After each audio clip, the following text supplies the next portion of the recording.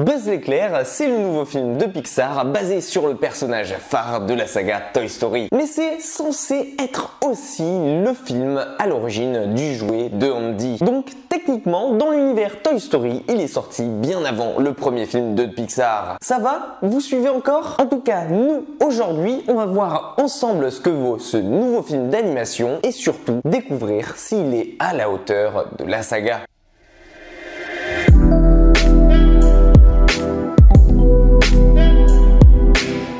Après la découverte d'une nouvelle planète et l'exploration de cette dernière, Buzz l'éclair et Alisha Hawthorne, deux rangers de l'espace, se rendent compte que celle-ci est clairement hostile, voire même inhabitable. Décidant de reprendre le vaisseau mère pour s'enfuir de là, ils ont malheureusement peu de chance et s'ensuit un crash qui va les laisser indéfiniment sur cette planète. Seulement voilà, Buzz se sent responsable pour ce qui s'est produit, lui qui était le pilote et qui n'a pas réussi à les sauver. Mais il n'a pas dit son dernier mot et il compte bien travailler d'arrache-pied pour les arracher de cet endroit. Se remettant rapidement en selle, nos deux Space Rangers se rendent compte tout de même qu'il leur manque le cristal permettant le voyage en hyper vitesse. Nos deux héros vont donc rester plus longtemps que prévu sur cette planète et vont devoir apprendre à la dompter, elle et ses dangers, tout en menant en parallèle une série de tests qui leur permettra peut-être un jour de mettre les voiles pour de bon. Et la première chose qui m'a frappé en voyant ce Buzz l'éclair et que j'ai remarqué quasi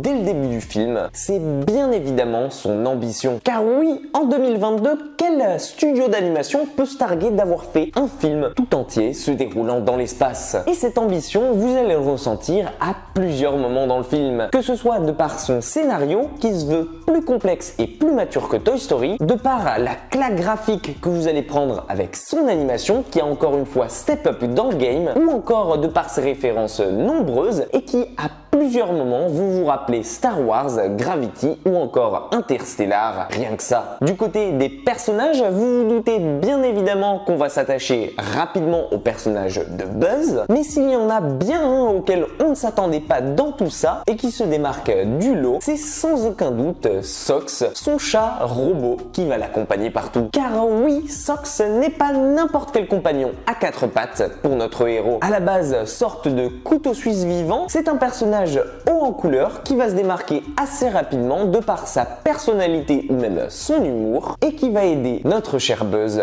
plus d'une fois dans sa quête. Et autant vous dire que vous allez rapidement vous attacher à lui. Et pour ceux qui le réclamaient, bien évidemment que oui, Zurg est de la partie. Mais ça, je ne vous en dis pas plus sur lui. Vous le comprendrez donc assez rapidement, que ce soit de par son ambition, par ses personnages, son animation travaillée ou encore son scénario rempli de tension et d'enjeux, je ne saurais que vous conseiller de filer voir Buzz l'éclair. Surtout si vous êtes un fan de Toy Story. Bon alors, ok, l'histoire part un peu en couille à un certain moment du film et à un moment donné, elle se prenait un peu trop au sérieux à mon goût, comme si elle avait bifurqué de son objectif principal pour devenir un Interstellar bis. Et oui, malheureusement, je n'ai pas trouvé la VF à la hauteur des autres sorties de chez Pixar. Mais pour ce qui est du grand spectacle qu'il propose, je peux vous dire que oui, le film est totalement à la hauteur de ses ambitions. Et on lui pardonnera assez vite ces quelques écarts qui se font rapidement éclipser par tout le reste. Et à l'origine,